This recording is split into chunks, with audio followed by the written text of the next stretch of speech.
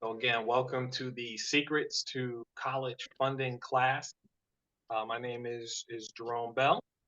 I want to just jump right in here on what is out there when it comes to funding for college. So there's a lot of limited information on that issue, and we want to be able to share the information that's out there. And go ahead and make my slides here pull up.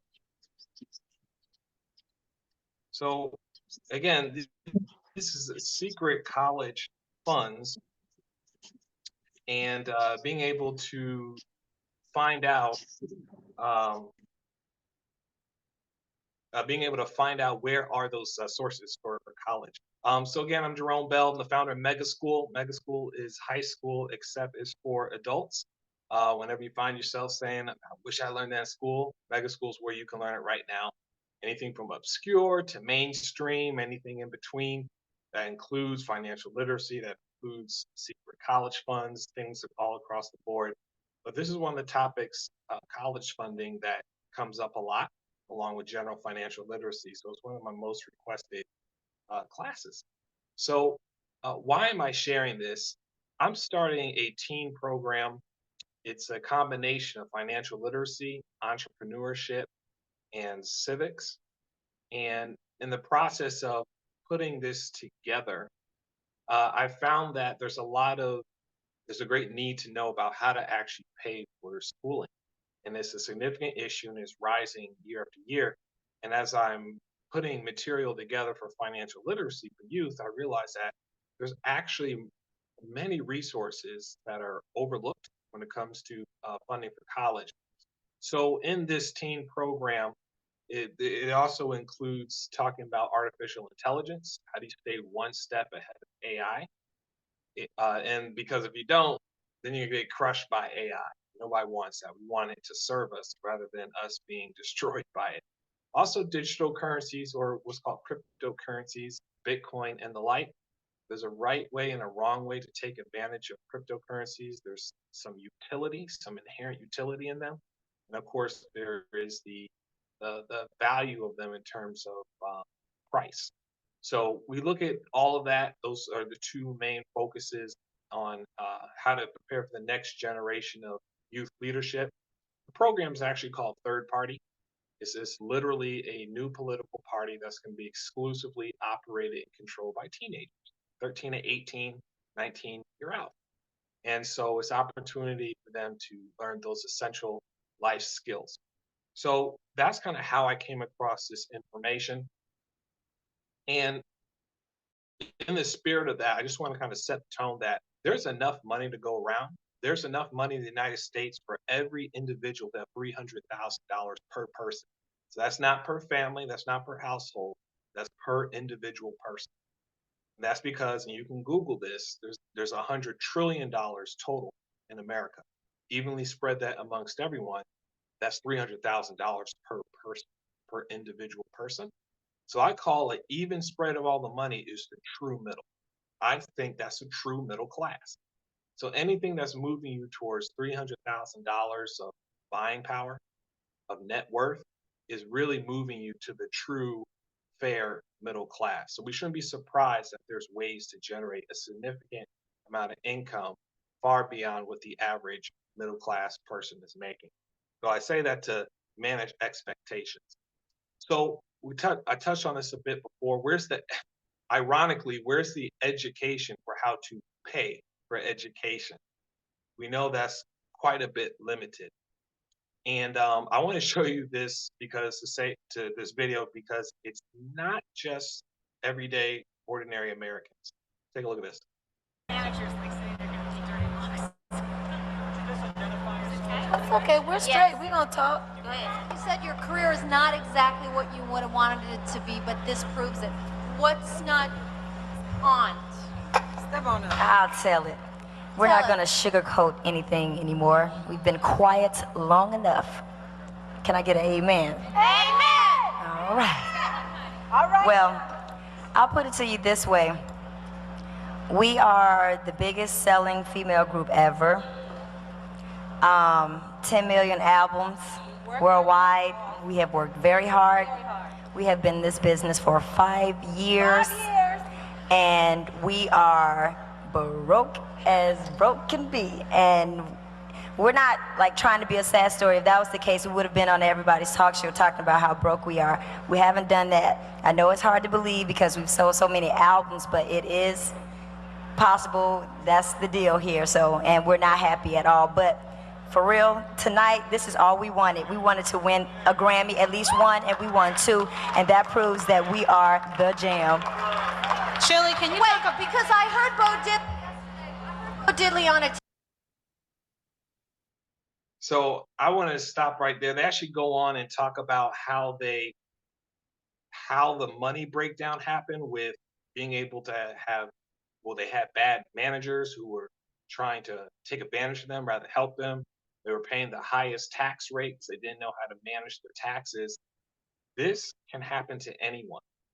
And when they're at the height of their career selling 10 million albums, etc., they didn't have a team of financial experts who could protect them and to give them guidance on how to manage success, because they had success, but they didn't know how to manage it.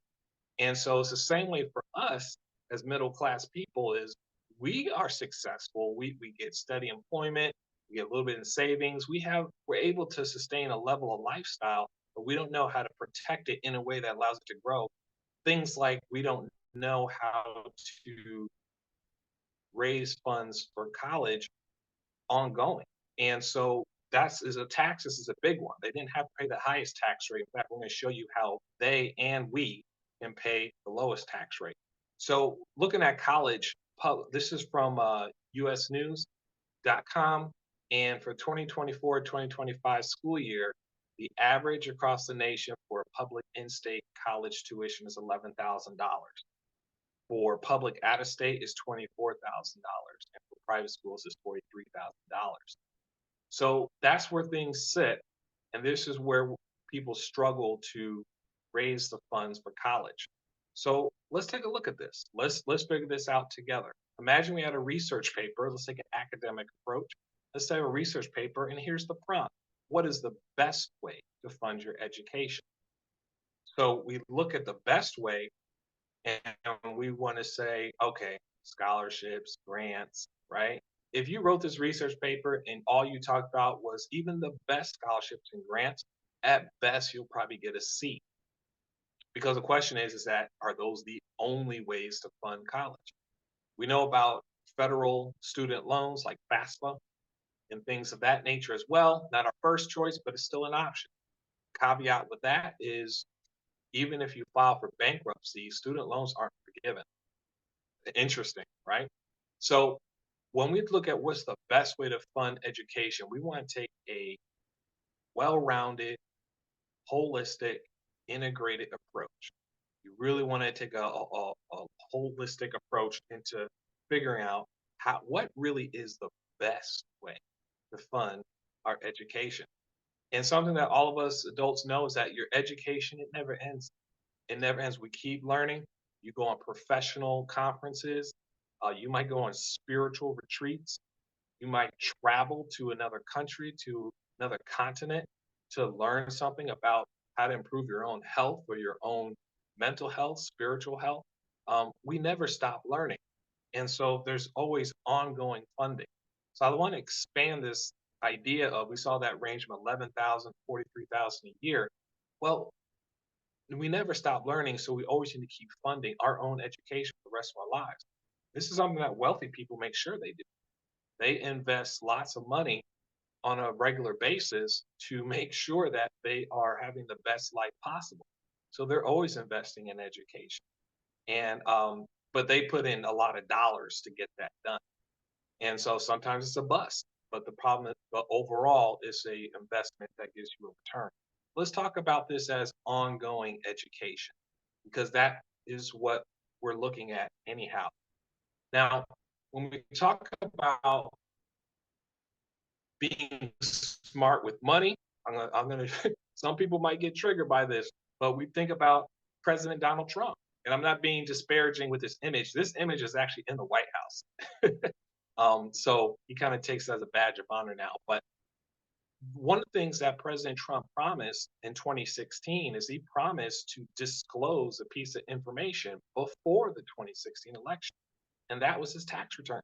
Promised to disclose it, and to this day he is not. What that means is that the wealthy they have some secrets that they don't want to share. If we saw his tax return, we'd be able to reverse engineer how he's able to pay less in taxes than his housekeeper. So while the wealthy may gatekeep this information, in this class, we're going to spill the beans and we're going to show you out the gate how to pay little to nothing in taxes.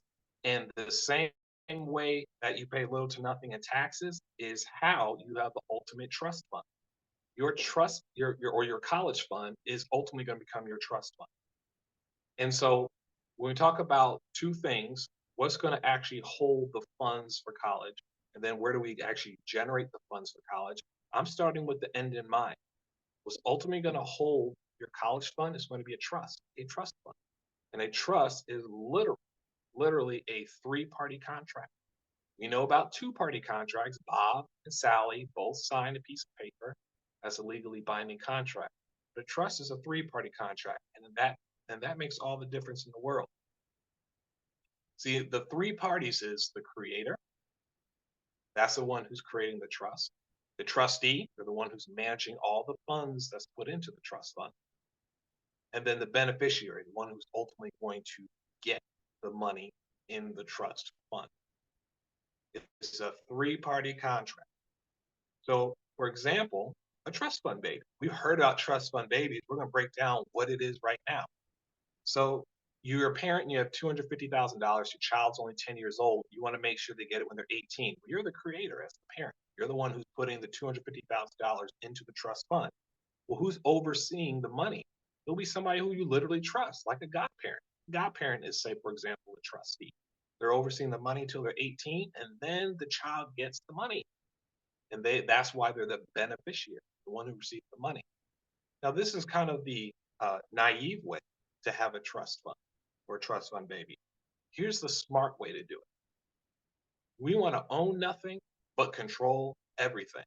What that means is that nothing is owned in our name. Everything is owned in the name of our trust. Your home isn't owned in your name. It's owned by your trust. Your cars is owned by your trust. Your life insurance policies, beneficiaries are your trust. It's not, so it's a different way of doing things. But when you're the trustee of the trust, remember the administrator, then you can control everything. And that's the key. That's the paradigm shift. So, for example, we look at what do the cool kids do for the trust fund baby. The creator could be anybody. Now that's kind of why would that be? Because we would set this up as a irrevocable complex trust. Irrevocable means whoever's creating the trust can't take anything out. You put in, but you can't take out. No take backs. Well, for that reason, anybody can be the lawyer who's writing up the trust itself. But the trustee is going to be the parent and the child. So basically, the parent is the trustee, but they're going to make their child the successor trustee, which is basically the backup trustee. So they're being strategic. And when the child turns 18, the parent simply resigns as trustee. And then now the child is the primary trustee. They hold the keys to the kingdom. They have access over all the funds in the trust, and they can spend it as they see fit. And so that way, you're able to pass down even intergenerationally tax-free with this method. And who will be the beneficiary in the situation? Well, the answer is it depends, because you can be very strategic on who gets the leftovers of the trust fund. We're going to get to that in a moment. So something we need to talk about is jurisdiction, because when you're having this trust, the power of the trust, most of it has to do with what jurisdiction of law you're operating in. So there's something called English common law. That's the highest law of the land. That is literally the King of England, the English law under which this nation was founded. So to make this very simple, think about the an Indian nation. Now, I'm using the terminology that the federal government used, an American Indian nation, right? We know that they can have casinos, but that's against federal law to have casinos. How are Indian nations able to do that? Simple. They're not under the jurisdiction of the federal government. So, for that reason, even though they're within the borders of America, they're not under the jurisdiction of the federal government. And then we know about federal versus state versus local law. We know about that hierarchy, right? But here's the key. When we talk about your trust, which is a legally binding contract, it is in the jurisdiction of English common law. That means it's co-equal with the federal government. So to the same degree that the federal government can't regulate Indian nations, so the federal government can't regulate your trust. And likewise, state and local law cannot regulate your trust. This is an absolute paradigm shift. All right. We've heard about LLCs and corporations. Those are created by the state. And that's why states can regulate LLCs and corporations.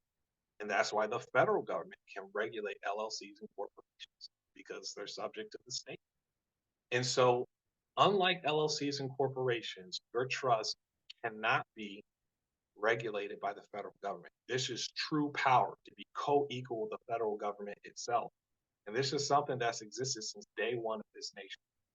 And this is how the wealthy protect their money. One of them is jurisdiction of law. They're in the proper jurisdiction of law, which is English common law.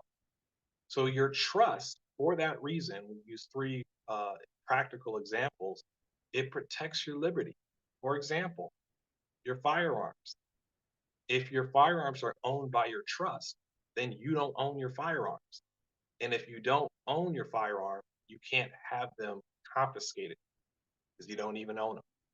But you control it because you're the trustee of the trust that does own the firearm. Very powerful.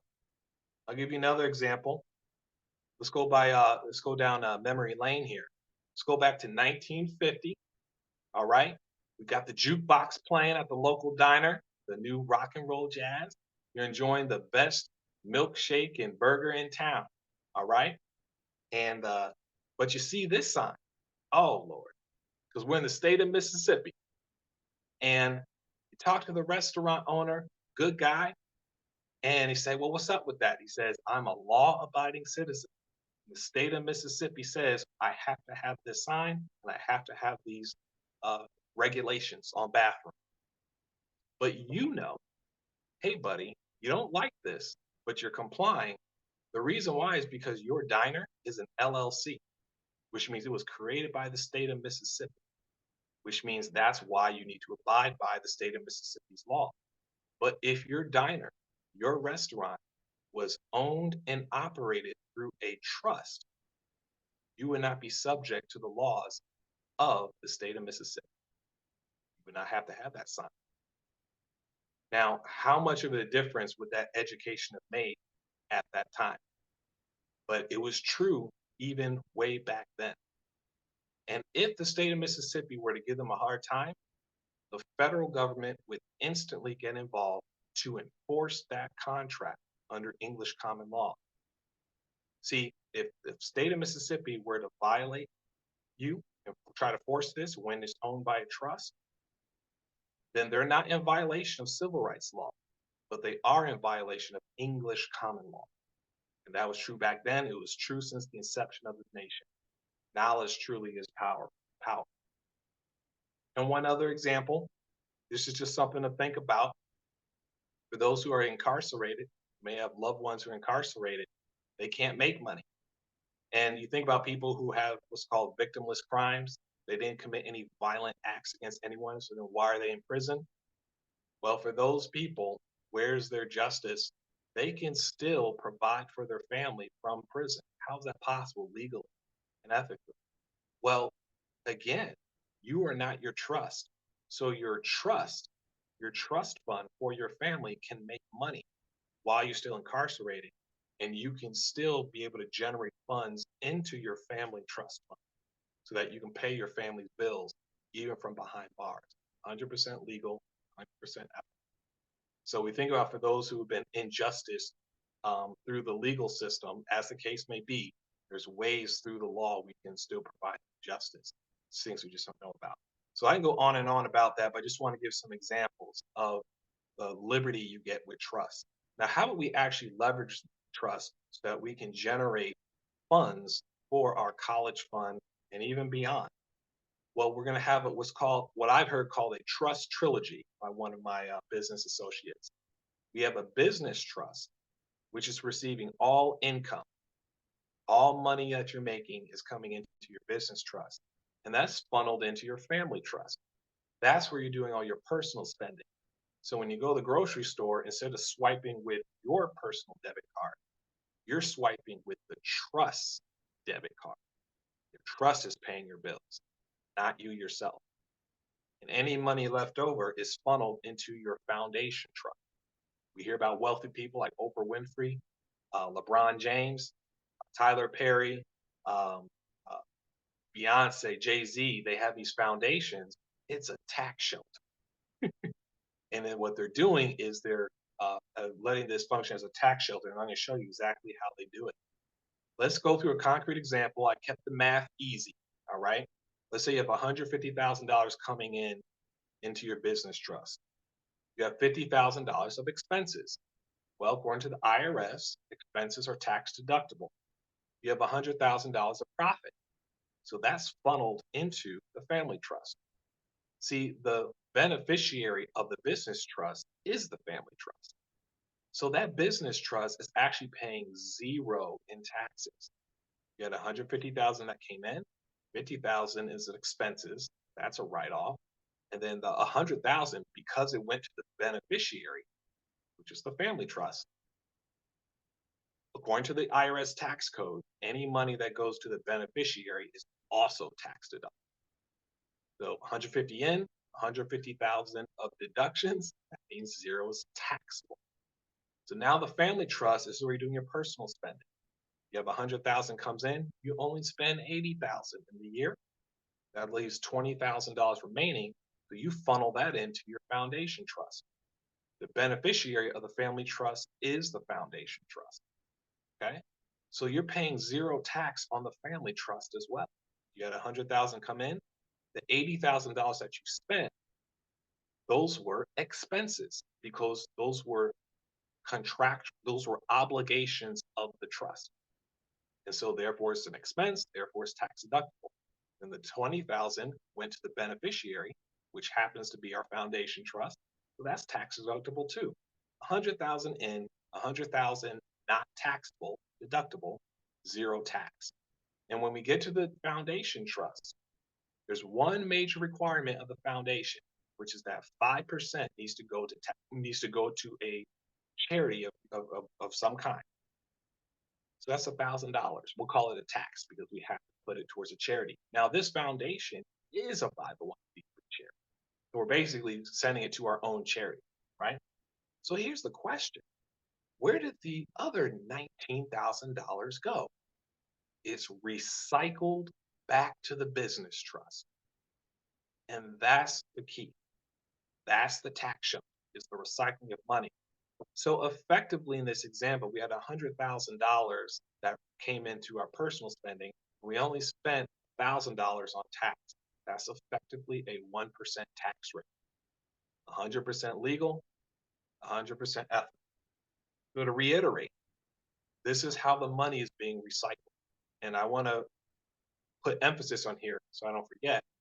The trustee of all three trusts is the same person. The same person who's a trustee of the business trust is also the trustee of the family trust and is also the trustee of the foundation trust. So they're making sure the money is being recycled. And this recycle system of this trust trilogy, that's what's handed down generation to generation. So the next generation, they're taught to recycle their money in this way. And that's why when the wealthy are playing by different rules, it's legal, it's ethical, but when they're playing by different rules, hard work can't compete when you're playing by a different set of rules. And these trusts, when they do their tax return, it's not a 1040 form. That's what we use, right? We're using a 1040 form. That's all those pages and pages. The 1041 form is what you use for a trust and estate. So the business trust is a 1041 form. Family trust is a 1041 form. Foundation trust is a 1041 form. And guess how long the 1041 form is? It's exactly 2 pages long. And it's been exactly 2 pages long for over 100 years. I've talked to a IRS enrolled agent. She was in the IRS for over 20 years. She said she never even heard about the 1040. And you can Google it, okay? This is the secrets of the wealthy. This is what we would have found in Trump's tax return. We would have had to reverse engineer it. We can reverse it. But this is why they keep information. In this class, we're sharing it. So your trust is ultimately what's going to hold your college fund and beyond, and intergenerationally, and for the rest of your life. It is the ultimate college fund. That being said, I want to talk about now, how do we keep the trust funded? How do we have ongoing funding going into the trust? And that's what we get into next. We need to understand just 2 simple concepts. One is buying power. So buying power, think about your savings account. We know the frustration with savings accounts is that they don't keep up with inflation. You're making less interest than inflation. So really you're losing money in your savings account, or really you're supposed to be gaining money. You're supposed to be getting more than inflation. Contrast that with gold. We've all heard those stories about if you had an ounce of gold in the 80s, it could say buy you an Italian suit. Well, with that same ounce of gold today, it can buy you an Italian suit. That means gold holds onto its buying power over time. So that's what's different about gold versus a savings account. What we care about when we're talking about raising funds for college, we don't want any funny business or creative accounting like a savings account. We want to talk about actually increasing our buying power so that we can pay for college. So that's what we're going to look at. So I touched on this, the fund versus the funding. The trust fund is ultimately going to be your college fund. And we're going to talk about how to get funding or increasing your buying power into that trust. And so cash, we don't want a stack of cash. We want cash flow, month to month, quarter to quarter, year to year, whatever the case may be. We want money constantly coming into our college fund. And that's what we're going to focus on, is month to month cash flow. So when we're talking about how to fundraise, how to increase your buying power, the order matters. If we do things in the right order, our money will snowball. Our buying power will snowball. So order matters. Pay attention to the order. That being said, I have a little gotcha somewhere in the rest of these slides. Somewhere the math ain't adding up. Somewhere the math ain't mathin'. Okay. If you can spot it, you'll get a $100 Amazon gift card. So look out for where the math doesn't actually add up, is to make sure people are paying attention. So we kind of answered this already. Why isn't my child's college fund already funded? We just didn't know. Just like TLC, we just didn't have the information. And how do the wealthy fundraise for college? I thought you'd never ask. They follow the simple fundraising formula. This is a universal formula for fundraising. Shift, increase, multiply, and protect your money, all while leveraging everything. Shifting your money means that you're shifting the money that's leaving your checking account, you're shifting it right on back. So you're basically lowering your expenses, keeping more of the money you already make. Then we want to look at increasing your income. That means a new stream of income. So if you already have multiple streams of income, we're going to add on another. If you have only one, we're going to start getting you multiple. All right. And then we get to the sexy part, which people like to jump to. But the multiplying is where your money is making money. You're making money in your sleep. That's passive income investments. Okay. Well, steps 1 and 2 come before that. Step 4, I actually started with that. You protect all of your money in a trust fund. I started that so that we have the end in mind. And leveraging everything is simply teamwork, where you're teaming up and you're collaborating with technology and you're collaborating with other people. That is the key to making anything work, is to leverage. So now we're going to look at the practical implementation of that universal formula. All right. So getting practical, there's already a program that implements the simple fundraising formula. I just wanted to give you a quick preview of it. Have you ever wondered why the rich get richer while the masses struggle financially? They have an unfair advantage. Unlike you, they have a team of financial experts who ensure they make more money, keep more of the money they make, and that their money makes money for them. And now, you can too. Most Americans can't afford financial experts and have been left to figure it out on their own. We were never taught how to become wealthy in school. Now you know why less than 5% of Americans are considered wealthy.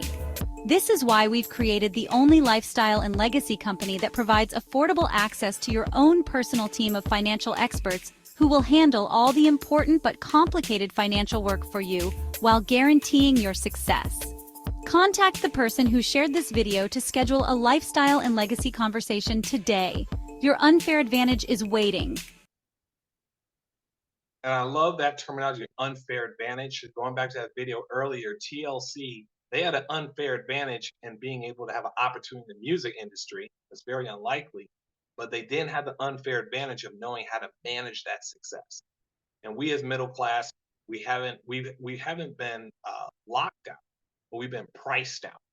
And so we haven't had that unfair advantage until now. So what I like about the Make Wealth Real program, they're focused on holistic lifestyle, which includes ongoing education, but they're looking at intergenerationally. That's the legacy piece, and being able to build the lifestyle you want right now, making sure you actually have the financial resources to manage what you already have and grow what you already have. That's your current lifestyle.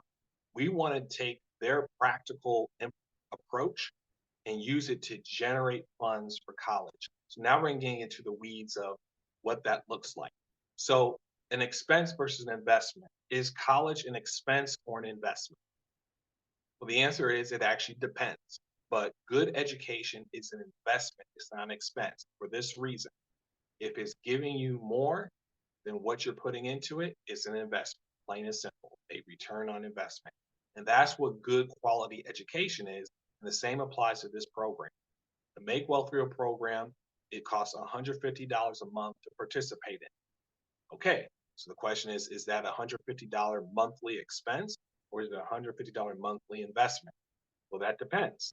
If you're getting more than $150 each month, then it's an investment. Otherwise, it's an expense, plain and simple. The first order of business, we want to shift our money, including that 150, straight on back to us in the form of cash back. And so in this Make Wealth Real program, they have a 30-day money back guarantee, which means they say, we're going to make sure you get more than $150 cash back in the first 30 days, or you get a full refund. So first 30 days. Now, in reality, it takes 72 hours, and I'm going to show you all exactly how to make sure that gets done the first 72 hours. So that's not even a thought in your mind, so you can leverage the entirety of the program. So first off, there's a money back guarantee to make sure you're good. So when we're talking about shifting our money back to us, that's the fundraiser. Here's where the money is actually coming from, college. We're going to snowball it. So when we snowball, we're going to keep coming back to debt to wealth. That means that the same way you get out of debt is the same way you build wealth. The two sides of the same coin. So debt is basically increasing your buying power by owing less, which is the same as increasing your buying power by just gaining more. They're two different ways of saying the same thing. So for example, take your existing debt, your mortgage, your car note, your credit card bills, and even if you personally have student loans debt outstanding for parents, there's a particular order you can pay off your debts to pay minimum interest. Most people don't know what this is. In the Make Wealth Real program, they have a web portal where you put in all of your outstanding debt with the various interest rates, how much you owe on it, what's the principal, all that stuff. And it'll tell you a month by month payment plan to make sure you pay minimum interest. If you follow the bank's payment schedule, you're going to pay maximum interest because they're in it to make money. And so right here off the bat, without spending an extra dime, with the same amount that you're putting towards your debt right now, if you do in the proper order, people have saved thousands of dollars. Well, those thousands of dollars saved just by paying their debts in the proper order, that's where the college funds come from. It comes from the thousands of dollars of savings of paying down those debts most efficiently. But we haven't started snowballing yet. Let's start snowballing our money. The tax experts are CPAs and IRS enrolled agents. They're going to show you how you're overpaying in taxes. They're going to give you what's called an instant pay raise. All that means that the CPAs are going to help you to get your 2026, next year's tax returns right now. They're going to help you get next year's tax return right now. And it's going to come in your existing paycheck. So what they do is they properly fill out the W-4 form, which is a tax form. I don't know how to do that. Tax experts do. The CPAs who are in this program do. And then you give that W-4 form that they filled out for you. You just email it to HR, and what you'll see in your next paycheck is that you'll have a bigger paycheck because you kept more of your money. You're paying, you're not overpaying in taxes. So now I had a parent who went through this program and he got an extra $600 per month, an extra $600 per month just through the instant pay raise. Now let's do some math. Is he going to go and buy some toys? No. What he did is he applied that extra $600 a month and he increased how much he's paying towards his mortgage a month. So now he's paying down his mortgage faster, which means now he's saving tens of thousands of dollars on his mortgage. How does he know that? Because in the debt eliminator, that one, it tells you how much you're saving by paying more towards your mortgage. So the money came from getting his tax return earlier through the instant pay raise, and he applied it to his mortgage, and then it calculated how many tens of thousands of dollars he's saving. So those tens of thousands of dollars he's saving, that's where the money is coming from to fund college. Now we're starting to snowballing, and we're just going to keep snowballing some more. There's something called bill negotiators. I didn't know this was a thing. Licensed attorneys who will negotiate down your bills. And so I've used this program where they were able to lower my own internet bill, my own electric bill. Now, what do I do with those savings? Same deal. I snowball it. I apply the savings to my debt payment. And then what happens? That compounds, less interest paid over time. And the thousands of dollars that's freed up, the hundreds of thousands of dollars that's freed up through there, that's where the funds are coming from. And then had a parent who took advantage of health sharing. Health sharing is different than health insurance. Health sharing is something we've all thought about. Why don't we just put all of our money into a pool, a bucket, and when somebody needs to go to the doctor or the hospital, when they swipe their debit card at the doctor's office or the hospital, it's just coming from that pool. That's what health sharing is. It's ran by a nonprofit, and they do exactly that. They call it a contribution, but it's like an insurance premium, goes into a pool, and that's what they pull from when somebody needs to pay a bill. Now, typically, because it's a nonprofit and they're not trying to make money, typically there are huge savings. So I had a parent who went through this program, were able to shave $100 a month off of their healthcare costs.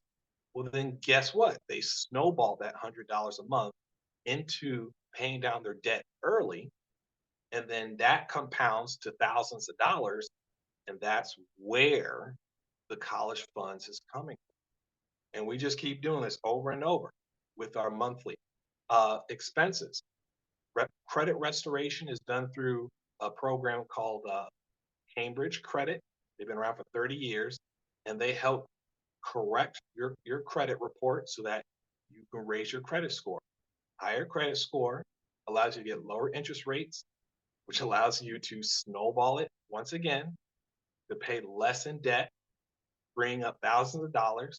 When you free up those thousands of dollars, that's where the funds come from for college. And also, when it comes to student loans itself, they have the same Cambridge Credit. They have a student loan relief program where people can get this is for the parents and for their children. Say a parent has student loan, they can help you. They have some pre-vetted programs to help people to either reduce, if not eliminate, their student loans.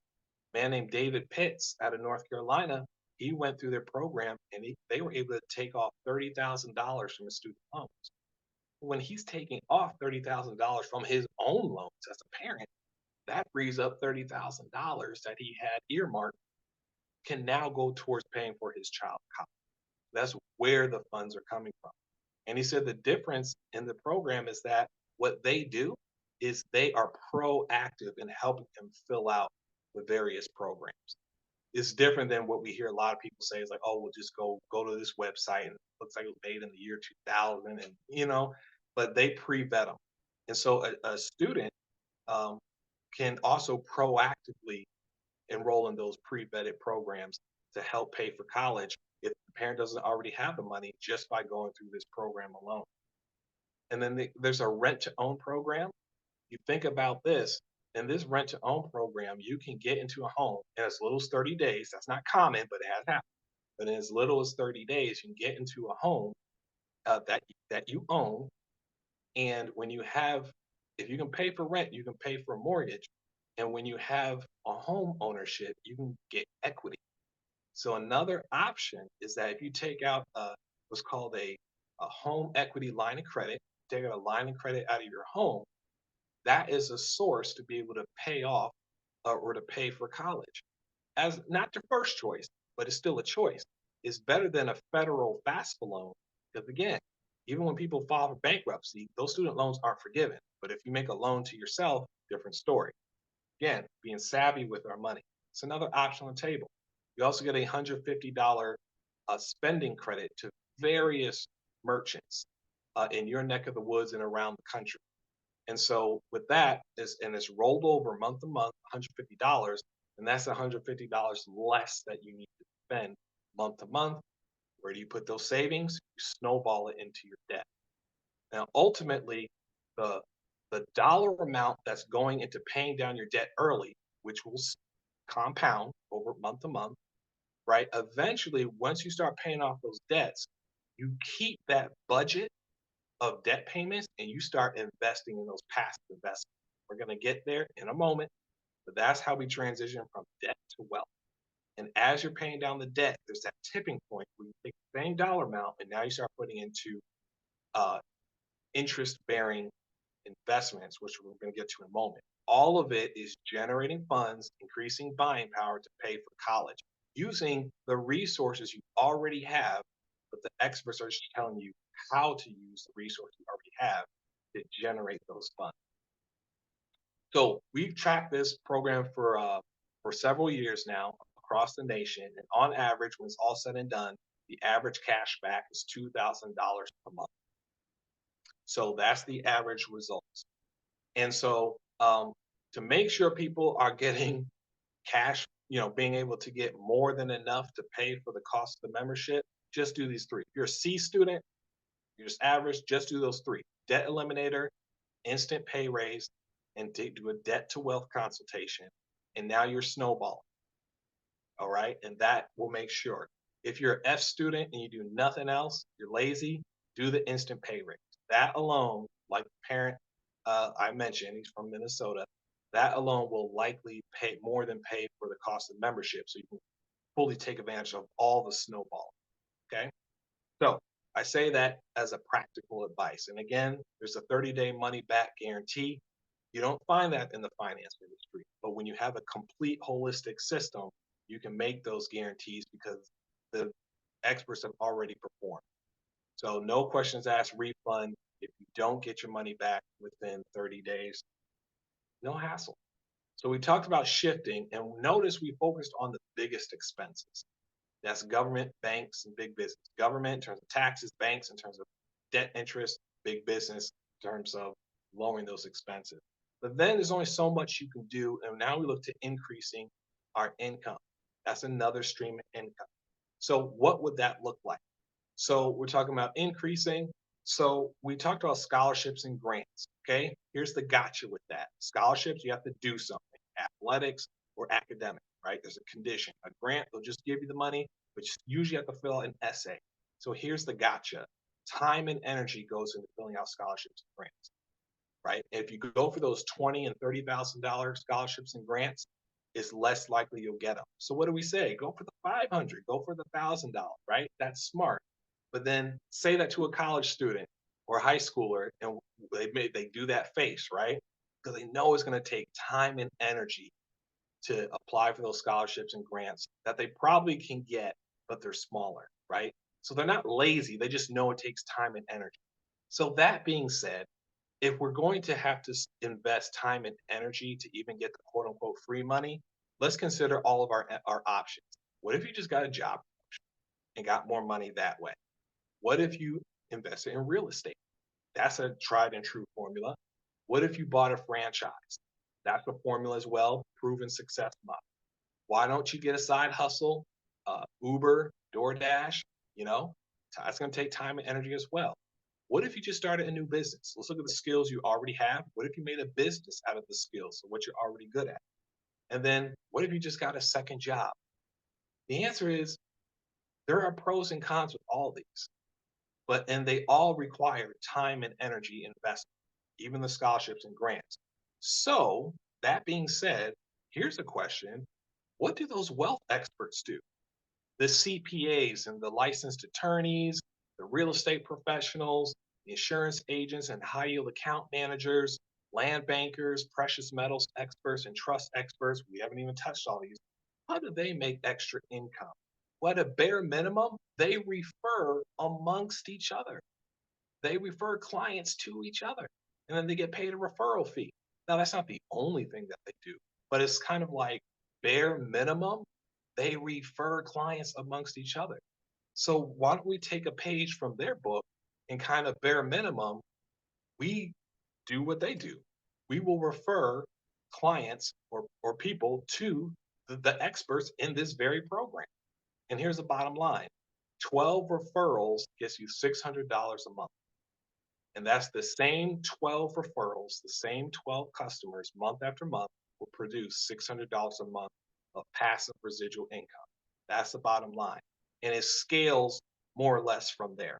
Now you see that asterisk, that's a good asterisk, not a bad one, because it's direct and indirect referrals. For example, in this Make Wealth Real program, they have a 3 and free program. So if a customer refers 3 other customers, then their membership is free. So they still have the money back guarantee, but it was even better just not having to pay for it in the first place. So I already said 12 direct customers will get you $600 a month. That'll be the same 12 customers month after month. But also, to consider this, is 12 volume customers. So imagine you have 3 free customers. They're free because each of them referred 3 people. So you have 9 paying customers. You still have a customer volume of 12 people.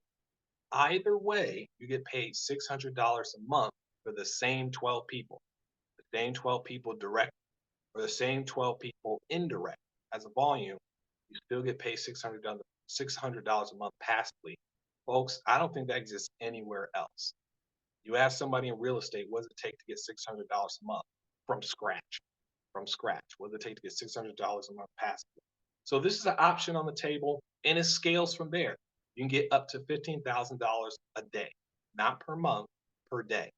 When we do the math on that, yes, that will amount to over $5 million a year.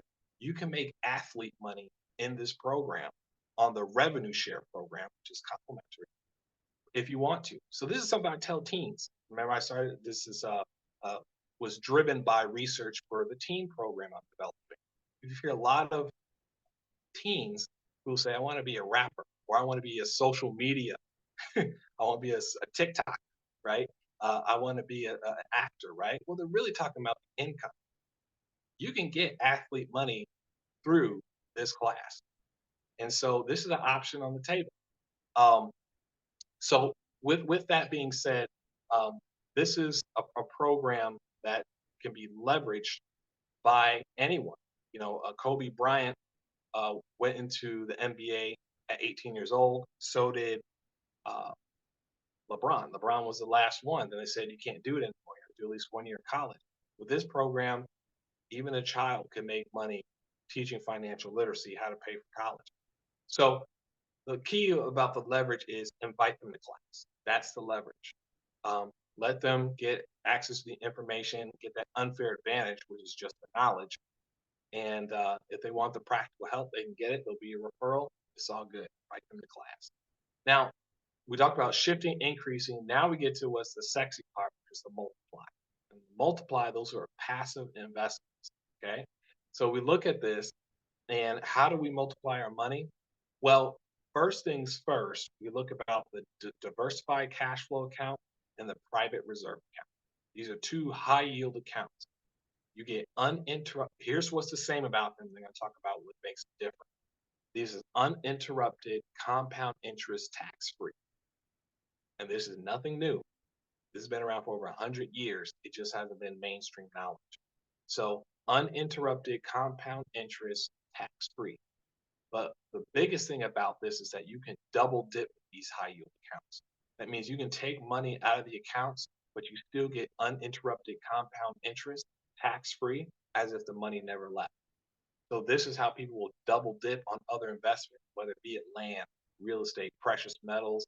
If you know what you're doing, stocks, crypto, people will simply double dip on whatever investments they already have. And so when we talk about where would the actual money sit for your college fund, we've heard about that 50 something, tax fund. No, it actually will sit in a private reserve account or PRA or the diversified cash flow account, DCA. And that way you can get uninterrupted compound interest tax free on that college fund, as well as double dipping on that college fund. So here's the difference. For the DCA, you can start double dipping for 30 days. For the PRA, you can start double dipping after a year. PRA typically has a higher yield than the DCA. And so that's the difference there. But they both get the uninterrupted compound interest tax free. This is an absolute game changer to be able to double dip with your money, to be able to get uninterrupted compound interest tax free. This is what the wealthy have been doing for years. And one of the things you can invest in is we know that the wealthy have access to these investments that nobody else has access to. Well, you do in this program as well. Land banking, land purchase in the Southern California Path of Growth in Antelope Valley, California. And with land banking, what you can do, you can purchase land 20 to 40% below market. They're going to build a green city in Southern California. That means you can guess what's going to happen to the value of the land. You already purchased it 20 to 40% below market. You have access to an inside unfair advantage deal through this program with the land banking. And then precious metals. There is something unique about precious metals. There's a difference between saving with precious metals versus investing with precious metals versus leveraging precious metals. We talked about saving in precious metals. So when you buy an ounce in the 80s and it buys you a suit, an ounce still buys you a suit today. So all you did is you saved, locked in your buying power. But there's something called investing in precious metals. So let's take that 1 ounce of gold that you got in the 80s, and then you what's called ratio investing, where you buy precious metals with precious metals. So you take that 1 ounce of gold and you buy X ounces of silver.